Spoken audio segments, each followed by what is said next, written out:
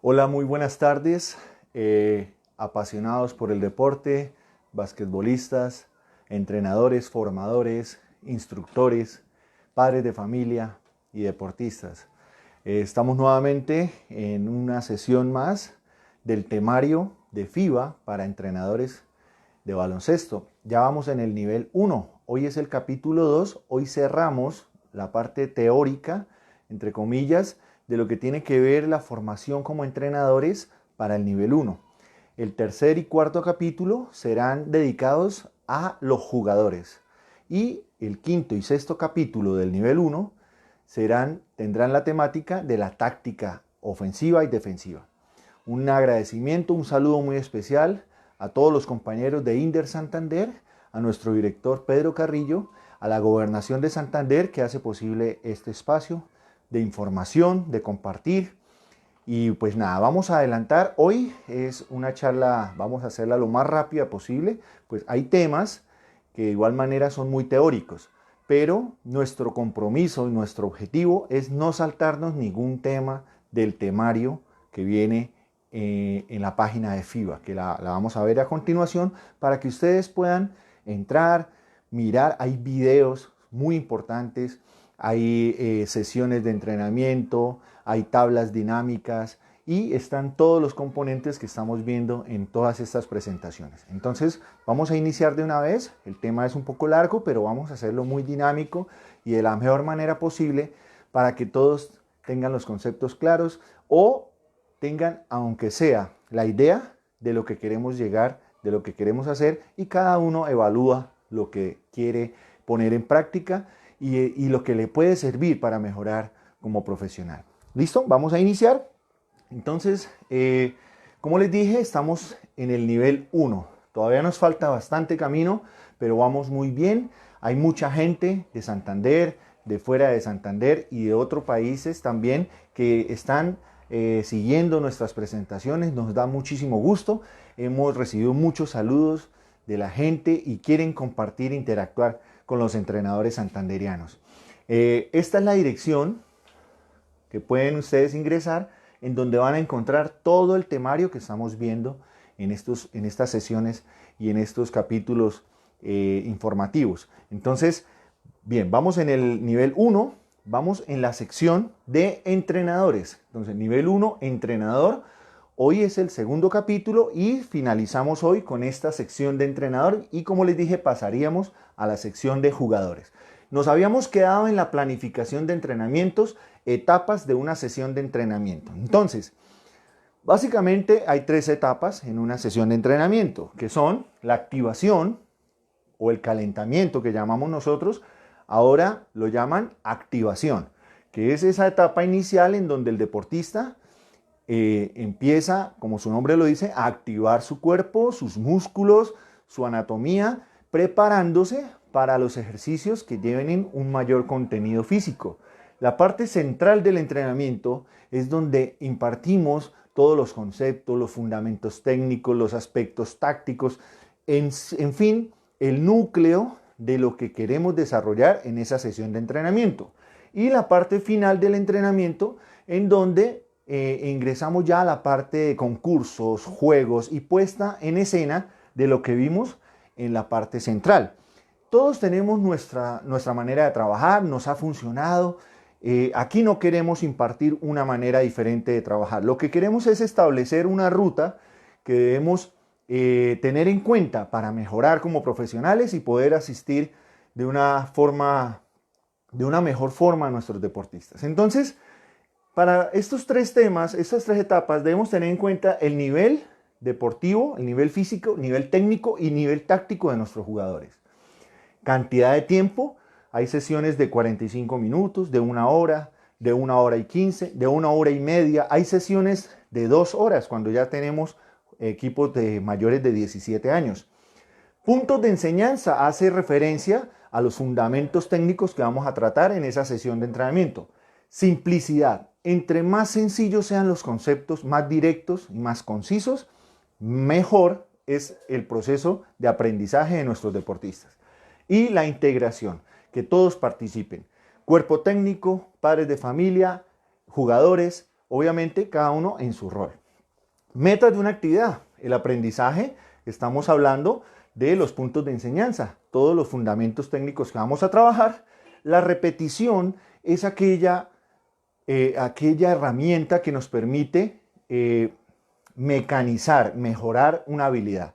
No es posible enseñar un fundamento técnico que no esté acompañado de una repetición, de una mecanización para que esos conceptos se adquieran. La exposición a una situación real, llevar al deportista poco a poco a una situación real de juego para que esos componentes se apliquen en un partido de manera natural. Y preparación de juegos específicos. Podemos tener una sesión de entrenamiento teniendo en cuenta de que el fin de semana tenemos un compromiso deportivo y podemos aplicar los conceptos enfocados a un partido en especial. Bien, vamos a seguir. Entonces, tenemos algo que todos lo manejan, pero fundamentalmente debe ser aplicable, no debe quedar en el papel. Y son las normas y las reglas que debemos tener en un entrenamiento. Si no existen las normas, si no existen las reglas, va a ser un desorden, no va a haber ese nivel de importancia que requiere nuestro trabajo, nuestra sesión de entrenamiento por parte de los padres de familia, de los deportistas y de todas aquellas personas que hacen parte de esta actividad. Por ejemplo, las normas de tránsito. Imagínense ustedes simplemente donde no se respeten el pare, las luces del semáforo, todo sería un caos. Así como en esas normas, todo tiene su reglamento y sus normas. Ejemplo, debemos estipular y socializar con nuestros deportistas y con los padres de familia la puntualidad. ¿Qué pasa si un deportista llega tarde? Se deja entrar al entrenamiento, se le coloca una pequeña penitencia física, se lleva un seguimiento para a la tercera vez colocarle una pequeña sanción deportiva. ¿Qué debemos hacer? Cada uno de ustedes lo puede tratar a su manera, pero sí debe haber una situación en la cual ellos tengan en cuenta de que el llegar tarde está mal. Porque si no se establece, los jugadores van a llegar a la hora del entrenamiento. Los jugadores van a llegar más tarde. Y si el papá de pronto va tarde con su hijo, de pronto no le interesa mucho porque dice, bueno, eso llega y antes mejor llega y ya llegas a jugar. No hace la primera parte como todos los demás. La rutina de activación. Deben haber algunos ejercicios ya establecidos previamente que fácilmente el deportista los desarrolle sin necesidad de que lo orienten, sin que lo tengan que estar guiando. Ya son ejercicios rutinarios que sirven para activar el cuerpo para prepararlos para la sesión de entrenamiento.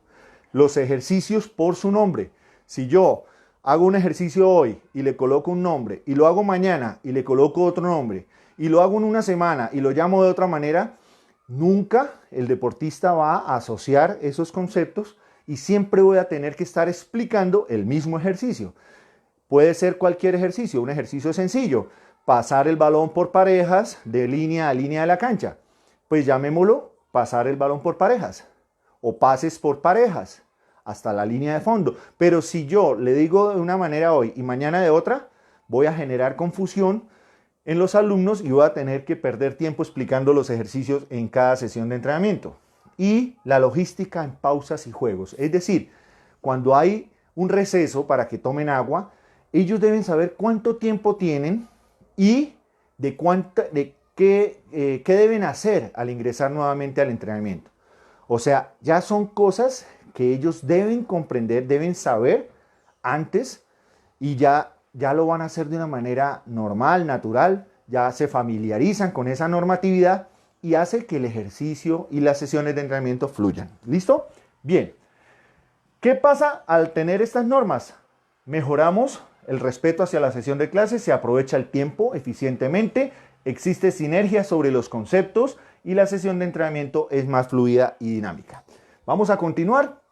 Bien, ahora acá estamos en las actividades adecuadas. Entonces, el orden lógico y secuencial de los ejercicios. Es sumamente importante tener una relación entre el primer ejercicio y el quinto ejercicio. Si quiero manejar un componente, como lo vamos a desarrollar aquí, un ejemplo de un ejercicio que vamos a iniciar con una forma básica y le vamos agregando un concepto y otro y otro y otro hasta llegar a un ejercicio más complejo, pero ya lo van a desarrollar de una manera más sencilla. Ejemplo, podemos iniciar con ejercicios de 3 contra 3. Después adicionamos un jugador más, 4 contra 4. Y al final un jugador más, 5 contra 5. En este ejercicio, en esta gráfica tenemos un ejercicio de 5 contra 5 en donde el jugador base pasa el balón a su escolta, y hace una cortina indirecta o hace un cambio con el jugador número 2. ¿Qué podemos desarrollar acá? El jugador número 4, al hacer este movimiento, hace una cortina indirecta hacia el pívot, ¿sí? Bien, ¿qué estamos trabajando aquí? Básicamente cortinas indirectas. Entonces, si damos la orden de que el ejercicio se haga sin bote, sin driblar, ¿qué podemos desarrollar en la parte ofensiva? Desmarcarse, movimientos inteligentes, porque a veces nos movemos de una manera poco inteligente, ocupando un espacio que ya tiene otro compañero. Entonces, la idea es desmarcarnos, movernos inteligentemente llenando los espacios que quedan, cortinas indirectas, ya que no tiene sentido en este ejercicio hacer cortinas directas porque no tenemos el bote vivo, ¿cierto? Entonces, ¿para qué le vamos a hacer una cortina a un jugador que tiene el balón que no puede driblar? Movimientos como puerta atrás, comunicación visual y gestual entre el pasador y el receptor. Y en la parte defensiva podemos trabajar marcar, sobremarcar, flotar, las posiciones y ubicaciones, el lado del balón, lado de ayuda, ayudas, ajustes, cambios, saltar y cambiar. Todos esos conceptos los podemos trabajar con un simple ejercicio sin bote. Luego, 3, 4, 5 minutos después de desarrollado esa práctica, podemos incluir un bote. Entonces los jugadores van a empezar a generar y a desarrollar habilidades para tener el valor, para valorar lo que es el dribbling, para no desperdiciarlo, ¿sí? El dribbling se hizo para avanzar, no para estar en el mismo puesto, ¿cierto? Entonces vamos a aprender ese concepto. Después de eso, vamos a desarrollar el bote libre doblando al primer pase. Es un movimiento ya táctico defensivo en donde los defensas van a estar concentrados para cuando se realice el primer pase, hacer un doblaje y los demás tienen que hacer un ajuste posicional para cubrir el espacio que dejó el jugador que hizo el doblaje. Y así vamos creciendo poco a poco hasta lograr que el entrenamiento sea mucho más valioso y los chicos aprendan mucho más. Bien, vamos a seguir. Duración de las actividades. Ojo con esto, en nuestra época podríamos durar 1 hora haciendo un ejercicio que nuestro profesor nos colocaba.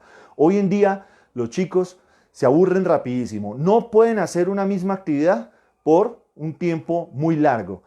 Considero yo que máximo una actividad debe durar 10 minutos, pero esos 10 minutos deben estar acompañados de indicaciones e intervenciones cada 2 minutos. Es decir, vamos a driblar con la mano derecha dentro de la misma actividad cada 2 minutos, hacer un cambio, hacer un llamado, que nuestra voz se escuche y que ellos estén atentos y que ellos sepan que el entrenador los está mirando. Vamos a trabajar ahora con la mano izquierda. Vamos a jugar ahora solamente con 2 botes. Vamos a trabajar solo en media cancha.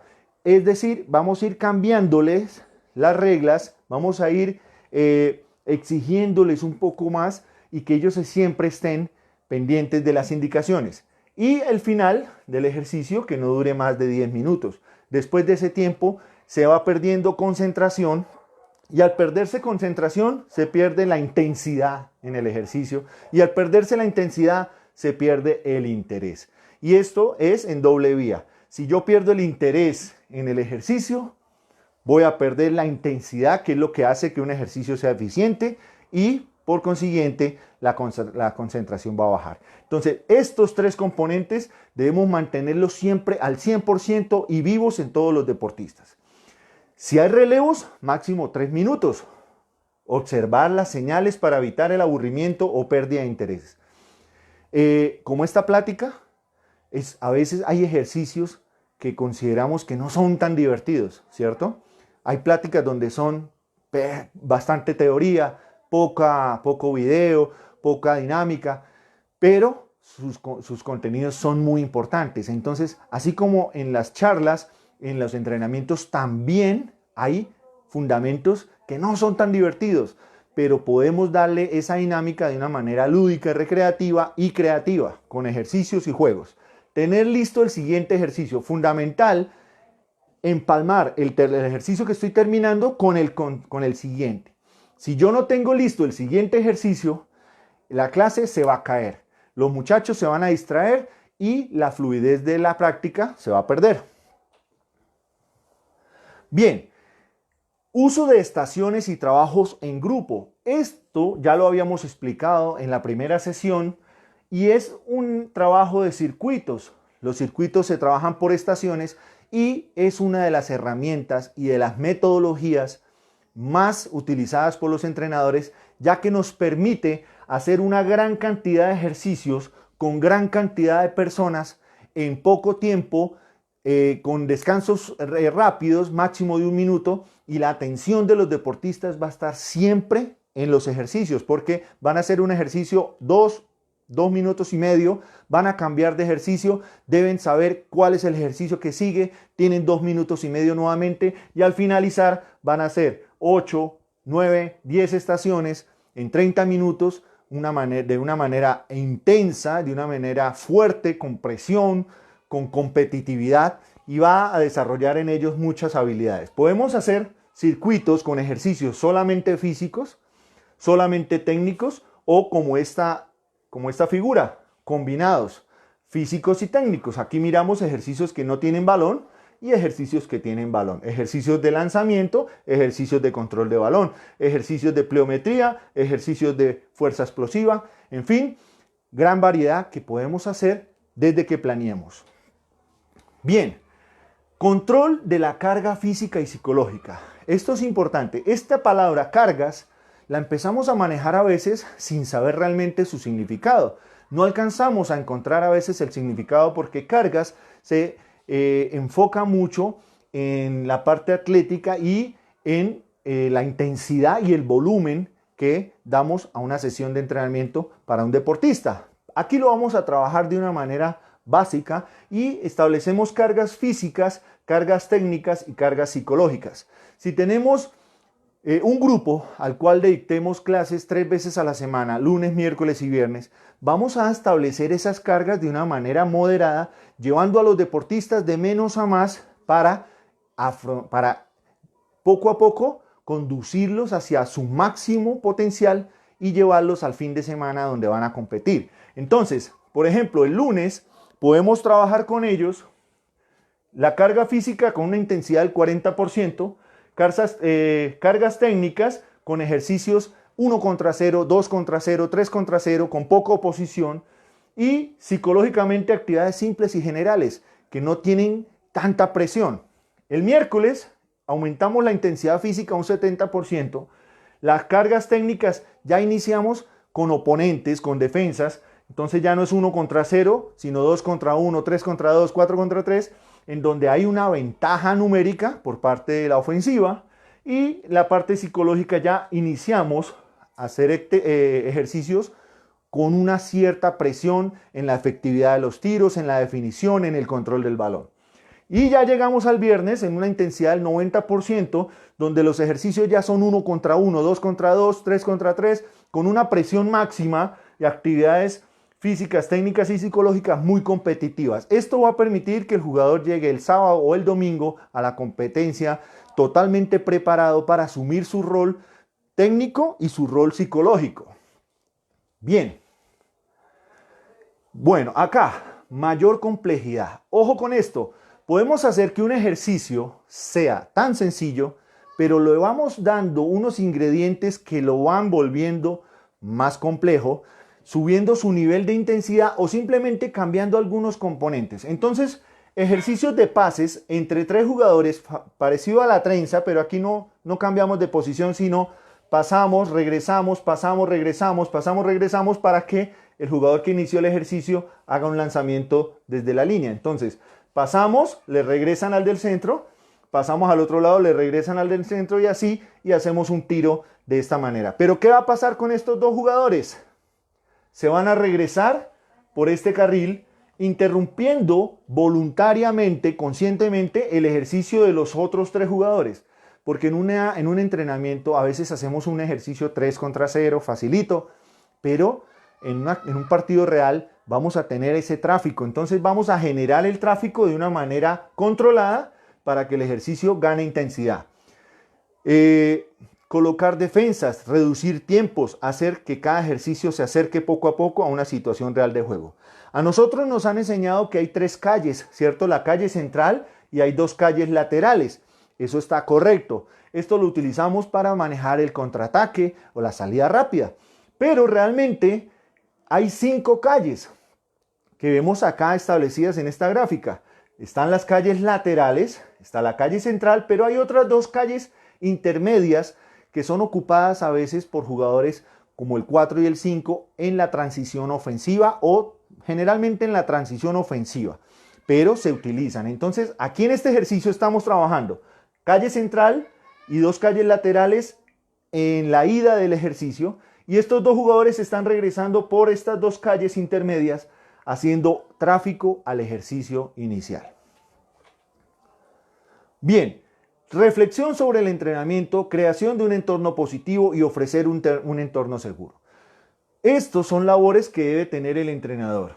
Al finalizar la práctica debemos evaluar qué nos salió bien, qué no nos salió bien, qué pasó en la práctica, qué sucedió. Corregir, entonces evaluar el desarrollo del entrenamiento. Corregir los aspectos que se presentaron, dificultad o no fluyeron correctamente. Ajustar, realizar los debidos ajustes y registrarlos. Es muy importante anotar, porque esas cosas a veces las tenemos claras, pero luego se nos olvidan y no podemos hacer después ninguna inclusión en la siguiente práctica. Todas estas correcciones y ajustes los debemos incluir en la práctica siguiente. No puede quedar para un mes después, ni mucho menos. Las correcciones se hacen inmediatamente. Después descartamos los componentes que no se apliquen al tipo de deportistas que tenemos. Hay sesiones de entrenamiento que fluyen muy bien en ejercicios en deportistas de 12, 13, 14, 15 años, pero no tanto en deportistas de 17 años o viceversa. Hay componentes, hay ejercicios que fluyen muy bien con categorías de 15, 16, 17, pero no tanto con categorías de 10, 11 y 12 años. Bien, ya pasamos ahora al saber hacer, la enseñanza. Estilos de aprendizaje. Nosotros somos entrenadores, somos profesores, somos maestros, ¿cierto? De una disciplina. Si nosotros enseñamos, debemos conocer cómo aprenden nuestros chicos. ¿Cuál es el proceso cognitivo o cuál es el proceso de aprendizaje que ellos desarrollan? Algunos lo desarrollan de una manera visual, ¿sí? Todos utilizan todos estos componentes, pero algunos aprenden más de una manera visual, ¿sí? Con imágenes, formas, patrones, observando, con ejemplos, con otros chicos haciendo el ejercicio, el mismo entrenador mostrando el ejercicio él. Auditivamente, hay otros chicos que tienen un estilo de aprendizaje auditivo, en donde son los sonidos, los ritmos y las instrucciones verbales las que hacen mella en el aprendizaje de ese deportista. Lectura y escritura, lectoescritura, son componentes como descripciones, instrucciones escritas, es decir, hay deportistas que aprenden cuando usted les muestra la tabla, pero no aprenden tanto cuando usted les muestra el ejercicio. Entonces son procesos y estilos de aprendizaje que debemos tener muy en cuenta. Y kinestésicos, que son aquellos que aprenden por medio de sensaciones, tienen que hacer las cosas para poderlas aprender. No aprenden de manera visual, no aprenden de manera verbal, no aprenden de manera escrita. Tienen que hacer las cosas ellos para vivir, sentir esas sensaciones y de esa manera aprenden más rápidamente. Pero, tranquila, dale. Pero aprendiendo o conociendo cómo aprenden nuestros chicos, llegamos a este cuadro que es muy importante, que son las etapas de aprendizaje. De manera inconsciente, los chicos aprenden de manera inconsciente y de manera consciente. De manera inconsciente, cuando hay una falta de competencia, ¿sí? Cuando hay una falta de competencia, de manera inconsciente es cuando el deportista disfruta, se divierte, hace los ejercicios, pero no le preocupa mucho la técnica individual o mejorar en su condición técnica. No, simplemente se divierte, hace los fundamentos, pero sin necesidad de desarrollarlos. Entonces, no tiene todavía esa competencia, ¿cierto? Y trabaja de manera inconsciente. La segunda etapa es cuando no tiene todavía esa competencia, pero trabaja de manera consciente. Es decir, que es consciente de sus falencias, de sus debilidades y ya empieza a encontrar la importancia para mejorar en sus habilidades. Se compromete a aprender y empieza a motivarse, empieza a avanzar. Ya la tercera etapa, estamos hablando de la tercera etapa y la cuarta etapa son etapas donde ya la competencia está presente. No la competencia de competir, sino la competencia como habilidad estructural. Entonces tenemos en la tercera etapa, cuando está presente la competencia, es consciente este deportista, tiene las habilidades, tiene las condiciones, domina los conceptos, pero tiene que estar concentrado en ellos para ejecutarlos bien. Es decir, sabe driblar, sabe pasar, sabe lanzar, sabe hacer cortinas, sabe desplazarse en la cancha, pero tiene que estar pensando en lo que va a hacer, de lo contrario no le sale bien. Entonces está trabajando de una manera consciente. Tiene que estar pensando en lo que tiene que hacer para que le salga bien. ¿A dónde queremos llegar? A que estos componentes los haga de manera inconsciente. Es decir, que no solamente los tenga claros, sino los ejecute de manera natural y pueda inclusive hacer 2 o 3 acciones en el mismo juego al mismo tiempo. Puede estar driblando, pero puede estar observando al jugador que va cortando para hacer un pase. Puede estar driblando, pero puede estar pensando en el momento que debe hacer el tiro. Entonces, puede empezar a desarrollar 3 o 4 componentes al tiempo sin tener que estar pensando en ello para que le salgan bien. Entonces, esto es supremamente importante. Y no saltarnos, avanzar linealmente es de la etapa 1 a la etapa 2, de la etapa 3, de la 2 a la 3, de la 3 a la 4. No podemos pasar de la etapa 1 a la etapa 4, ¿sí? No podemos saltarnos esos pasos. Ahora, de manera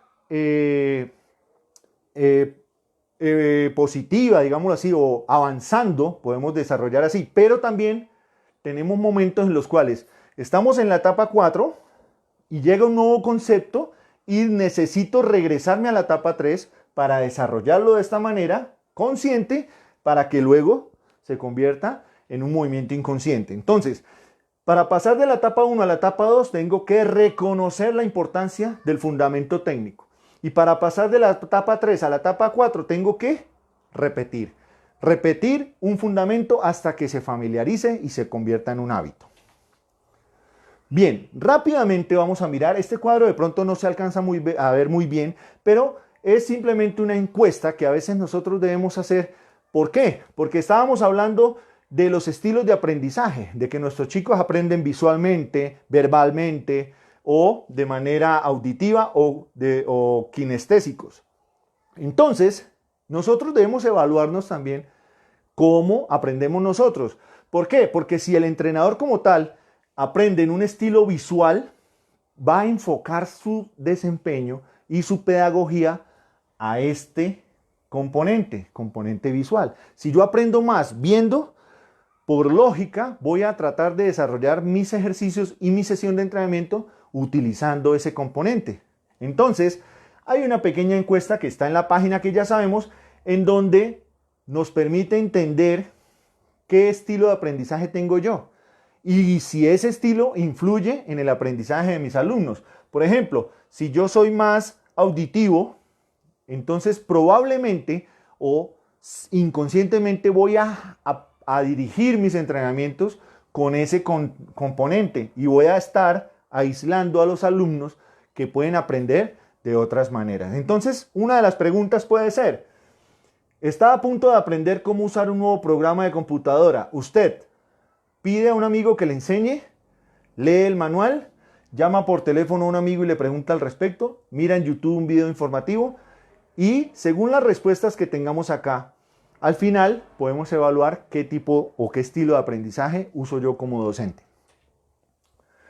Bien, y la importancia de las palabras claves. Ya lo habíamos dicho, las palabras y los ejercicios, las posiciones, la parte táctica, la parte técnica, todo tiene su nombre, ¿cierto? Si le queremos dar un nombre nosotros, ¿sí? Que obviamente que se apegue a la legalidad y al reglamento, pues lo utilizamos, pero utilicémoslo siempre. Entonces, para simplemente enseñar una postura defensiva, podemos utilizar palabras sencillas, pero que sean lógicas con respecto a lo que estoy enseñando. Por ejemplo, pies separados a una distancia ligeramente mayor a la que hay entre los hombros. Fácil de entender. Brazos estirados y las palmas de las manos hacia arriba. Fácil de entender. Estabilizar el peso del cuerpo sobre la parte delantera de los pies. ¿Qué quiere decir eso? Que el jugador debe estar en punta de pies, recargando un poco su peso sobre la parte delantera de sus pies. Y mantener la espalda recta, aunque un poco inclinada hacia adelante, para mejorar su punto de gravedad y su capacidad de reacción. Entonces, eso está muy claro, utilizar los conceptos, los nombres como se deben, sobre todo en las etapas formativas. Ahora, entender el partido desde la perspectiva del entrenador. Hay muchas maneras de ver un juego, pero los entrenadores vemos los partidos de otra manera. Cuando vemos los partidos con los chicos, ellos miran unas cosas y nosotros miramos otras. Y es importante que empecemos a hacer esas actividades para que ellos entiendan qué es lo que deben ver en un juego. Entonces, cuando nosotros miramos un partido que es transmitido por televisión, pues tenemos el show, tenemos una gran cantidad de cámaras, ¿cierto? Entonces, hay una gran cantidad de cámaras, hay una gran cantidad de emociones. Miran, obviamente, cuando el jugador clava el balón, las jugadas más espectaculares, de pronto algo cómico que pasa en la tribuna, pero de pronto esa información no es relevante para nosotros los entrenadores. Entonces, cuando hay una transmisión por televisión, la cámara se concentra mucho en el balón. Así hayan muchas cámaras, se condiciona lo que se puede ver y lo que no se puede ver. Hay transmisiones en las cuales incluyen grandes asesores técnicos, inclusive entrenadores, y eso ha mejorado mucho la perspectiva de los entrenadores. Pero también a veces se muestran estadísticas que son muy poco relevantes y útiles para nosotros evaluar un juego. Ustedes, los que han visto partidos de la NBA, vemos que en Estados Unidos las estadísticas son exageradas, ¿cierto? Son gran cantidad de información, pero no toda la información es relevante para el juego. Por ejemplo, sí, ¿cuántos balones perdió el armador? Excelente, ¿cierto? ¿Cuántos pases malos dio? ¿Sí? ¿Cuántas intercepciones tuvo? Pero hay estadísticas como el base pasa el balón más veces con la derecha que con la izquierda. 80% de pases los hace con la derecha y 20% con la izquierda. Cuando juega con la camisa blanca tiene mayor rendimiento. O sea, hay estadísticas que no son relevantes y que no nos dan mayor información para nosotros evaluar un juego o preparar un juego. Entonces, vemos estadísticas que nos dan una gran información. El juego tenemos que analizarlo desde el punto de vista de valoraciones, no de puntos como tal. Un ejemplo, el jugador número 9 convirtió 15 puntos, muy bien su rendimiento, pero el jugador al cual él estaba defendiendo convirtió 17. Ahora, hizo 4 faltas, no ganó ningún rebote, perdió 4 balones, en fin, su valoración va a ser baja, así haya convertido 15 o 20 puntos. Por el contrario, hay un jugador que convirtió 4 puntos, pero ganó 8 rebotes defensivos, ganó 4 rebotes ofensivos, robó 3 balones y tuvo un porcentaje del 95% en tiros libres. Entonces, su valoración es alta, ¿sí? Y así, todos estos componentes nos van a ayudar a evaluar un juego. Acá tenemos los puntos de la cancha donde hubo canastas y los puntos donde hubo tiros fallidos. Estas estadísticas no tienen que ser digitales, las podemos hacer a mano, ¿sí? Con nuestros compañeros, con nuestros chicos, que ellos aprendan a analizar un juego. Ahora, cuando nosotros vemos un juego en vivo, ¿sí? Como es este caso, la visión amplia del juego. Tenemos una visión amplia de todo lo que está pasando, no solamente en la cancha. Se pueden apreciar situaciones externas como comportamientos de los jugadores en el banco, qué está haciendo el kinesiólogo, cómo el entrenador da las órdenes, cómo se desempeñan los jugadores cuando salen de la cancha. Se pueden evaluar conductas. Los datos y estadísticas se adaptan a las necesidades que requerimos para tomar decisiones.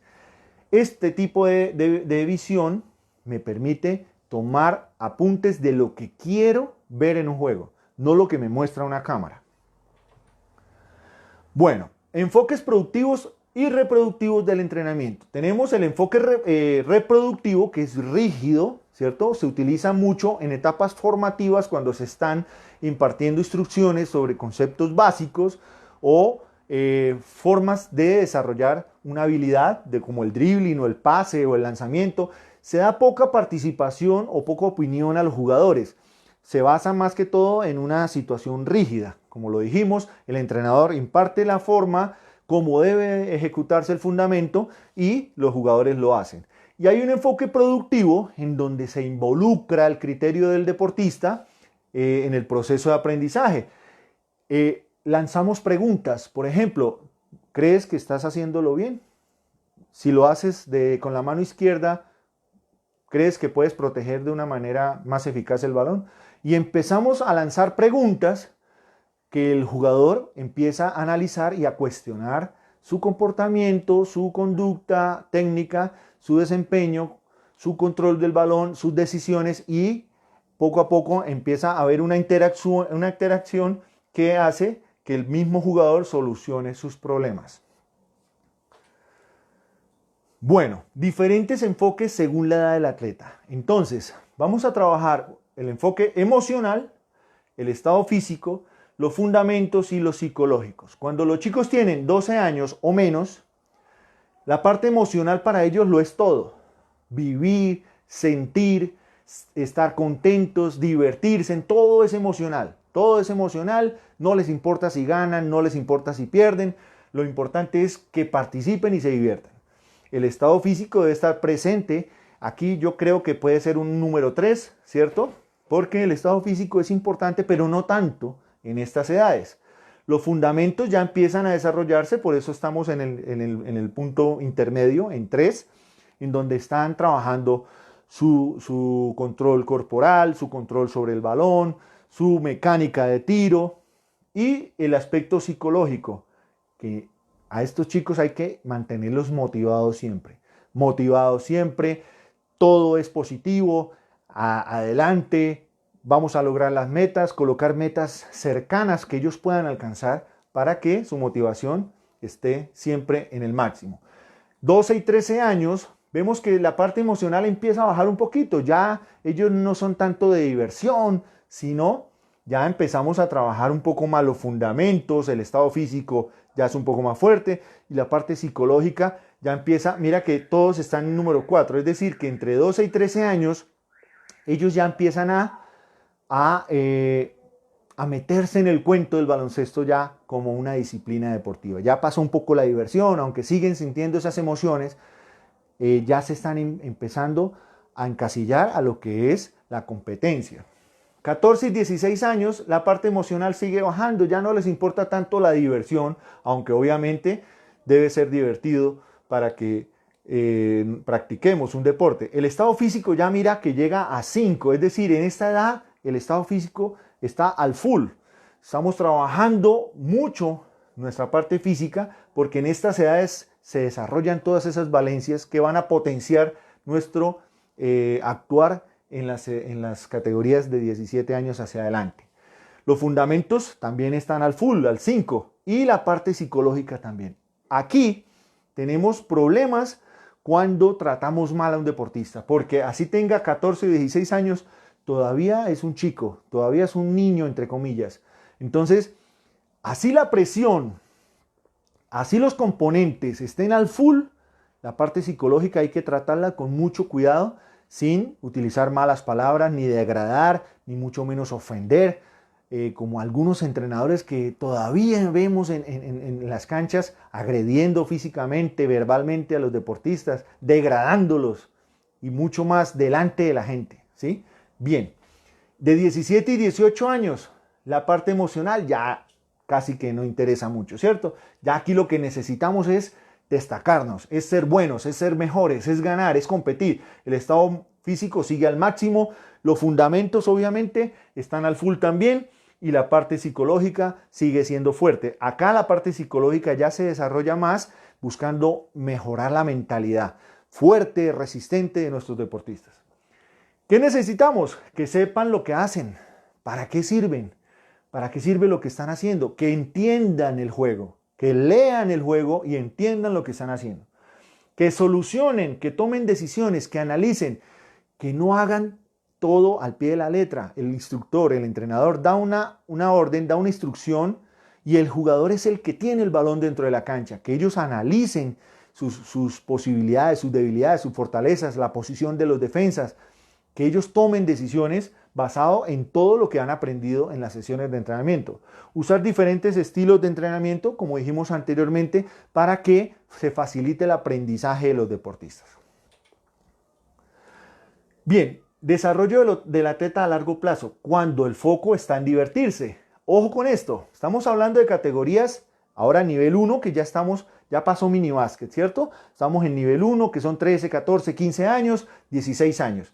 Entonces, cuando el foco está en divertirse, podemos caer en un error, porque la diversión no tiene que ser recocha, no tiene que ser desorden. La diversión es una emoción, ¿cierto? Yo me divierto, me siento alegre, pero trabajo duro.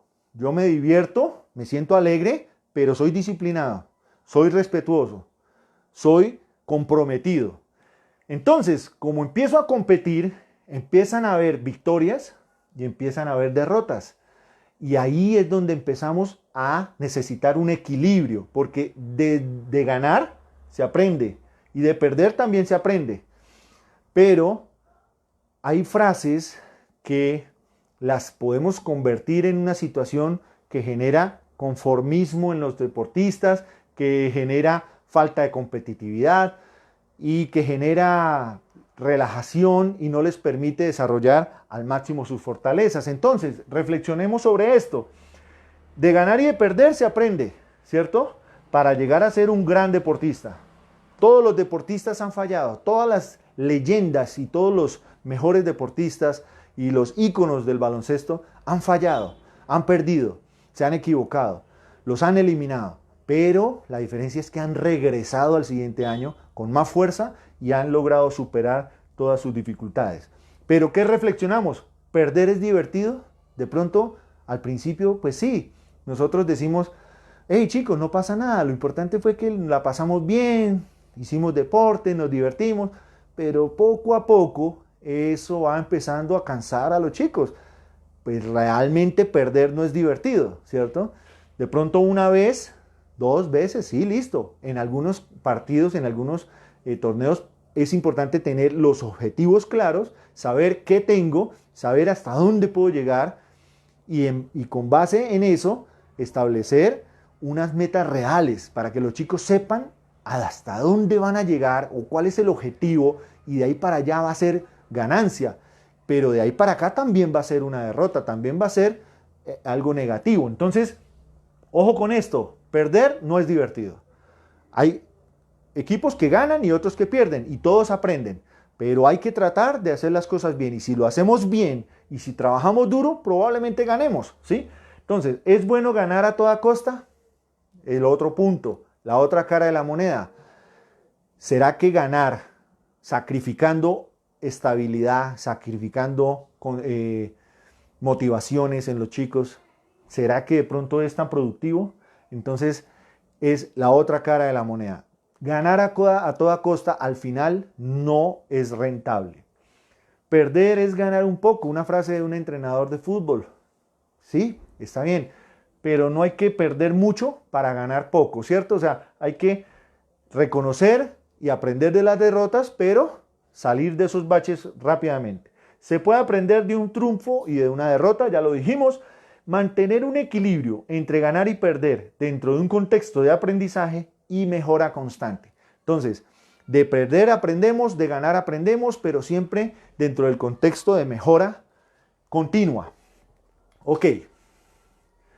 Enfoque del entrenamiento basado en partidos. Entonces, manejo y entrenamiento de la presión. Ya estamos hablando aquí de incluir la presión como un componente importante, como una herramienta importante para el desarrollo de nuestros deportistas. Utilizar diferentes tipos de presión, baja, media, alta, psicológica, controlada dentro de una práctica, hacen que ese componente sea familiar para los deportistas. Entonces, vamos a trabajar pases. Retemos a nuestros chicos. ¿Cuántos pases son capaces de dar en un minuto? Driblando. ¿Cuántos dribbling necesita para llegar a la línea de fondo? Pongámosles tiempos, pongámosles marcas, pongámosles retos. Obliguémoslos a que dentro de un contenido tranquilo, de una sesión de entrenamiento, la presión haga que ellos ejecuten las cosas y de una manera potenciada, ¿sí? Que no se relajen, que siempre trabajen al máximo. Lanzamientos, vamos a mirar cuántos anota, cuántos falla. Si anota tanto, si falla tanto, sale y entra el otro. Y así, sucesivamente, vamos incluyendo la presión dentro de nuestras prácticas. 1 contra 1, desafíos. 1 contra 1, desafíos. Que él sienta ese reto y esa competitividad desde la sesión de entrenamiento para cuando estemos en la práctica, cuando estemos en los partidos, sea algo familiar para ellos. Acciones de saque, podemos incluir en las prácticas, si estamos trabajando, por ejemplo, lo que miramos al principio, cortinas indirectas, podemos hacer jugadas de saque. Tenemos 7 segundos, el equipo tiene que hacer un saque, entonces tiene que desmarcarse y lograr una anotación en 7 segundos. Todas esas condiciones hacen que cuando estén en la cancha, en una competencia, asuman los retos sin ponerse nerviosos, sí, siendo conscientes de que pueden fallar, pero siendo conscientes de que necesitan en ese momento estar concentrados. Si lo hacemos en la práctica, lo podemos desarrollar de una mejor manera y tenemos más posibilidades cuando estemos en la competencia. Juegos a pocos puntos. Juegos a pocos puntos. No partidos de 30 minutos, no, sino partidos a 5 puntos, a 7 puntos, a 3 minutos. El equipo que más gane se salva del castigo final, que va a ser una prueba física, un ejemplo. Motivarlos a que ganen, motivarlos a que aprendan y a que ganen y a que su equipo sobresalga y aprender de las derrotas también. Bueno, estilos de entrenamiento de entrenador diferenciados. Aquí encontramos los estilos y los estilos de entrenadores que encontramos normalmente. Está el entrenador autoritario, que es el rígido, el regañón, el que siempre no se sale de ese lineamiento, ¿cierto? Tiene sus ventajas, generalmente es un entrenador organizado, generalmente ha planeado todo, tiene un espíritu de competencia.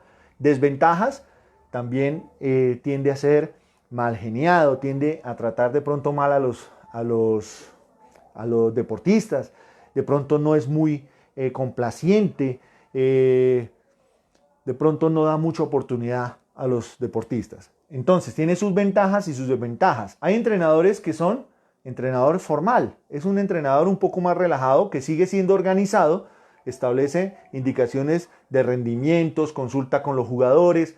Bien, tiene muchos aspectos positivos, pero dentro de sus desventajas es posible que algunos objetivos establecidos sean muy altos. Este tipo de entrenador, el entrenador formal, es el que promete muchas cosas, tratando de elevar la motivación de los chicos, pero no es consciente de la realidad en la que ellos están. Entonces, muy probablemente los chicos no vayan a llegar a esa meta y empiezan a desmotivarse. Pero es un buen entrenador. Una buena persona. Ya aquí empieza a dejar de ser entrenador para ser una buena persona.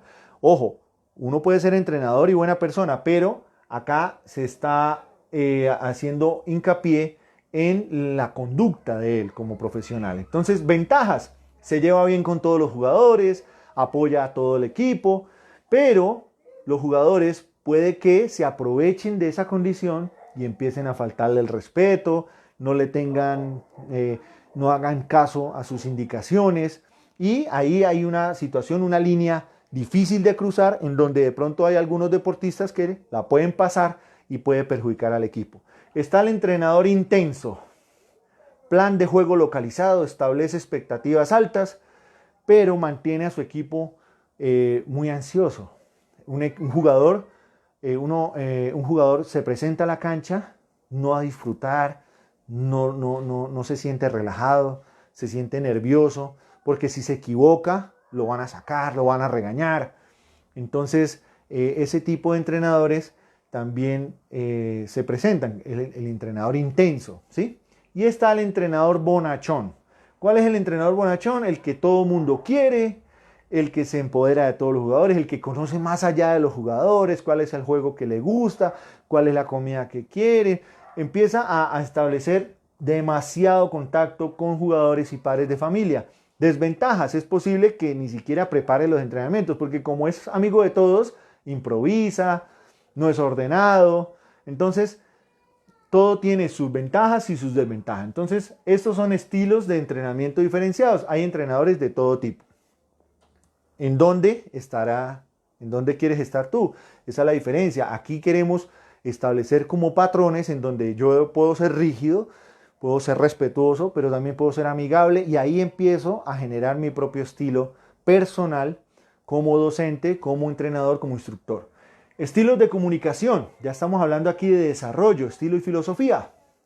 Estilos de comunicación. Dominancia. Esto se presenta básicamente cuando hay un tiempo fuera en un partido, ¿sí? Es una comunicación directa y concisa. El entrenador tiene 1 minuto para dar una indicación en un tiempo fuera. Y ni siquiera a veces es 1 minuto, porque mientras llegan los jugadores, se establecen en el círculo, entonces el entrenador no puede dudar, no puede empezar a dar rodeos, tiene que dar una información certera, concisa y decisiva para una situación que se está presentando en el juego. Otro estilo de comunicación es el estilo estable. Es bidireccional, es decir, es comunicación entre el entrenador y sus jugadores y el entrenador. Esto se presenta básicamente en las sesiones de entrenamiento, porque ahí no hay la presión del juego. Entonces, se intercambian conceptos, el entrenador le da la palabra a los jugadores, algo más fluido, ¿cierto? Entonces, es una comunicación estable. Un estilo de comunicación de influencia es energética. Este tipo de comunicación se da en el tiempo, en la mitad del tiempo del partido. Cuando vamos al camerino, ahí es donde el entrenador usa una comunicación energética de activación de sus chicos, tratando de que vuelvan al partido o tratando de que mantengan la ventaja, pero generalmente nosotros los entrenadores utilizamos mucha energía en ese medio tiempo. No dejamos que los chicos se caigan, los mantenemos arriba y por el contrario, hacemos que salgan al tercer cuarto como rinocerontes, a embestir a todo lo que se les atraviese. Y estilos de comunicación concienzuda. Esto se da más que todo en la charla técnica. Este tipo de comunicación concienzuda se da en las charlas técnicas y tiene mucha información. Le damos información del oponente, le damos información de lo que hacen en la defensa, en la ofensiva, le damos información para que él tome una buena decisión. Entonces es una charla relajada antes del juego, pero preparando el juego. ¿Listo? Bien. Ahora, si el desarrollo holístico, un enfoque centrado en el atleta, vamos a hablar de los derechos del jugador. Rápidamente, ¿a qué tiene derecho un jugador? A participar en las competiciones, a que hagamos competiciones dependiendo de las habilidades del chico. Y ahí es donde estamos enfocando a nuestros chicos según su nivel, Todos tienen derecho a competir. Si solamente participamos en torneos élite, en donde llevamos a nuestros 12 mejores chicos, se van a quedar 20 chicos sin participar, sin competir. Entonces debemos analizar qué estrategias podemos utilizar para hacer festivales deportivos y eventos o torneos de pronto de menor magnitud, de menor interés técnica, pero sí en donde ellos puedan participar. A tener un entrenador calificado, que no sea cualquiera, ¿cierto? Desde un monitor hasta un entrenador debe estar calificado. El entrenador debe estar encargado de capacitar a sus monitores para que sea una persona calificada y tenga los conceptos claros para poder transmitirlos a los deportistas. A jugar como un niño, no como un adulto. A realizar actividades en un ambiente seguro. sano y seguro, a recibir una preparación adecuada para ser capaz de competir, a hacerle seguimiento. El niño tiene derecho a que el entrenador haga seguimiento y busque generalmente que avance, a ser tratado con dignidad. Eso es básicamente lo que más me interesa a mí, que aprendamos a ser personas, que aprendamos a ser entrenadores y no importa si estamos regañando a los deportistas, utilizar palabras que no degraden su persona. ¿Sí? A veces hay entrenadores que se pasan ya de groseros y se meten con sus familias, se meten con su persona, con su virilidad, se meten con su dignidad. Y ahí es donde cometemos graves errores. A divertirse mientras practican un deporte. Bien, ahora encontramos desarrollo holístico e enseñar habilidades extradeportivas. El entrenador es una persona muy importante en la vida de un deportista. Entonces, no solamente tenemos la capacidad de enseñar conceptos técnicos, acondicionamiento físico, sino también podemos influir y podemos enseñar conceptos y competencias que sirvan para su vida.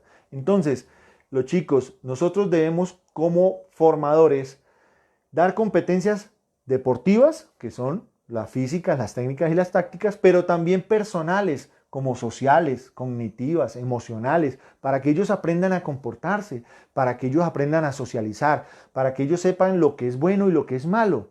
A veces escuchan más al entrenador que a sus padres de familia. Competencias de la vida, que creen carácter, que tengan una mentalidad fuerte, que tengan experiencias, que sepan aprender de las experiencias. Todo buscando un desarrollo integral. Por otro lado, también tenemos competencias desde el aspecto físico. No solamente trabajar en ello las valencias físicas como la fuerza, la resistencia, la velocidad, la saltabilidad, todos esos componentes físicos, sino también salud, que ellos conozcan cómo funciona su sistema inmunológico, cómo funcionan sus órganos, cómo funcionan sus músculos, sus huesos, cómo funciona su cuerpo. No solamente exigirles físicamente, sino que ellos aprendan a tomarse el pulso, que ellos sepan cuál es la frecuencia cardíaca ideal antes, durante y después de una práctica, de un entrenamiento, de un test físico. Nutrición, que sepan cuál es la mejor hidratación, cuáles son los alimentos que deben consumir antes de una competencia, cuáles son los alimentos regenerativos, cuáles son los alimentos que le dan más energía, cuáles son los alimentos que no debe utilizar en una competencia. Y el tratamiento, prevención de lesiones. Cómo evitar que se lesione, cómo evitar que se lastime, que se desgarre, que tenga una luxación, cómo evitar. Hay momentos en donde ya no se puede evitar, entonces, ¿cómo tratarlas? ¿Cómo hacer que ese proceso sea más rápido? Yo como entrenador tengo la capacidad de dirigir a mis jugadores en todas esas competencias. Bien, desarrollar actitud y resistencia. Entonces aquí vemos estas caritas felices, tristes, de todo tipo, ¿cierto? Como entrenadores debemos formar deportistas que tengan estas características. Fuertes y resistentes mentalmente. Generalmente un deportista es una persona arrolladora, es una persona que no se desmotiva fácilmente, no se vence ante la primera adversidad, hablando de la vida. Que tenga autocontrol, que se sepa controlar dentro de la cancha y fuera de la cancha. Dentro de la cancha porque si pierde el control va a empezar a errar, va a empezar a hacer faules innecesarios, se va a equivocar. Y fuera de la cancha puede cometer un error que le puede costar la vida. En un semáforo, discutir con otro conductor por nada, porque perder el control simplemente puede desatar una situación de violencia innecesaria. Que tenga criterio, carácter y confianza, con alto nivel de tolerancia. Alto nivel de tolerancia. Esto no quiere decir que se deje manipular, sino que es una persona preparada, así como los deportistas de taekwondo, de artes marciales, tienen la capacidad de doblegar a su oponente, pero tienen un gran nivel de tolerancia y entienden y reflexionan que lo que ellos saben es un arma letal, ¿cierto? Y solo se debe utilizar en un momento ya extremo. Que sepan escuchar, pero ojo, que sepan no escuchar también. Que sepan escuchar todos los consejos, que sepan escuchar a su entrenador, a su padre de familia, a las personas que lo quieren guiar, pero que también sepan no escuchar los malos consejos, los amigos que quieren llevarlo por el lado donde no es. En un partido, ese defensa que se la pasa hablando y diciendo bobadas y tratando de alterar su estabilidad, que sepan no escuchar. Tener en cuenta los límites. Ejemplo, hay entrenadores que cometen esos errores, todos lo hemos cometido. El jugador coge el balón y lanza, entonces le decimos, hey, no lances de una vez, mira primero qué otra opción tienes. Entonces en la siguiente opción el jugador coge el balón y tenía todo el tiro y no lanzó y empezó a mirar las opciones y la pasó, entonces lo regaño porque pasó el balón.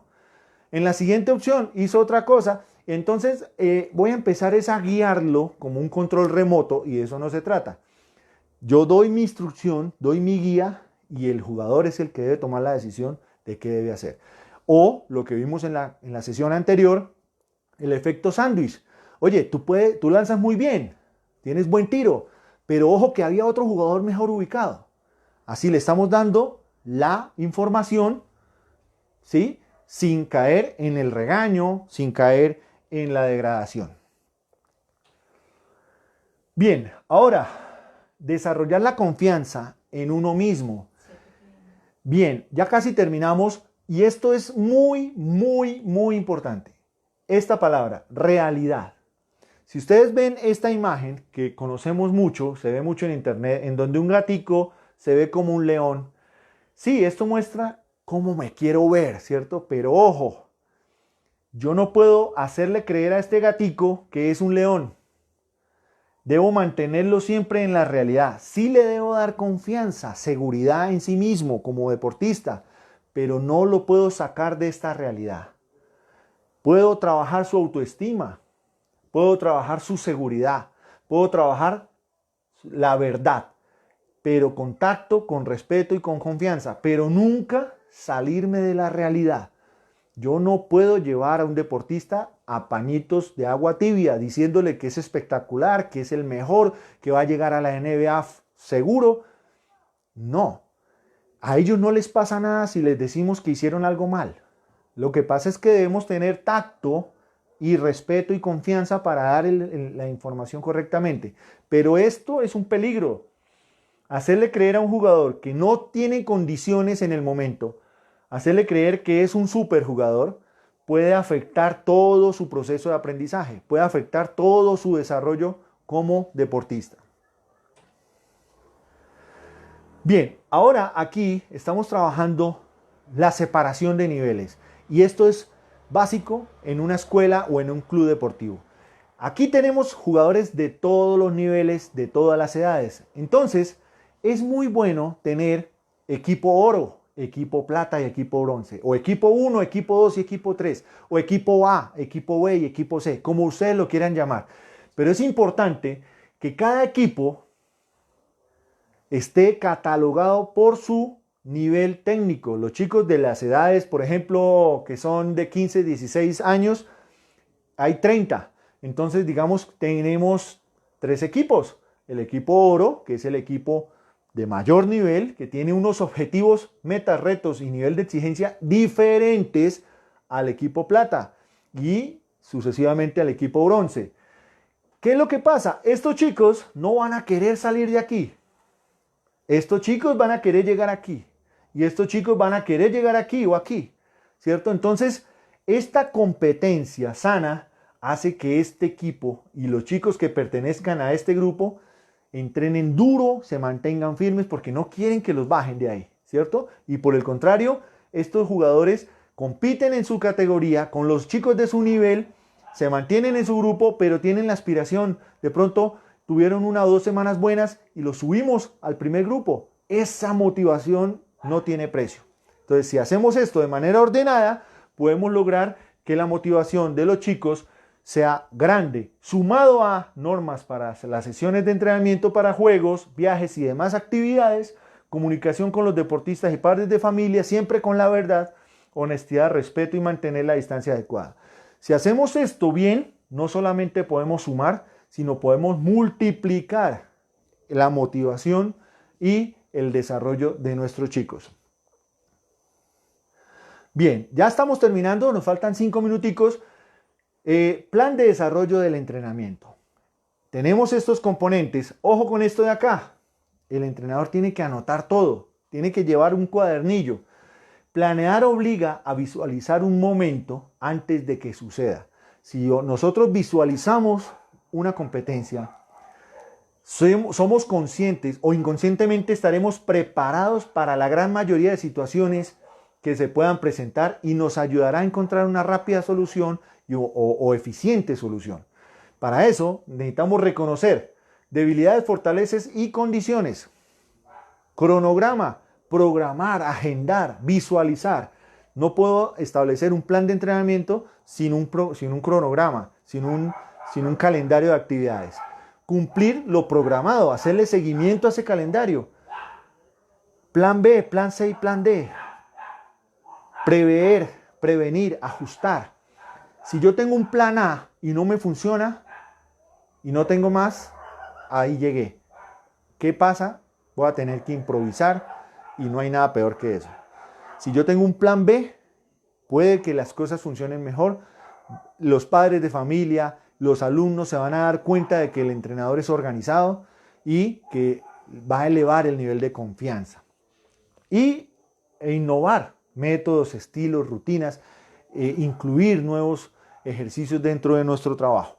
Listo, hemos terminado el nivel 1 de la parte de entrenador, de la parte de entrenadores, y vamos a mirar rápidamente lo que viene en los 2 próximos capítulos.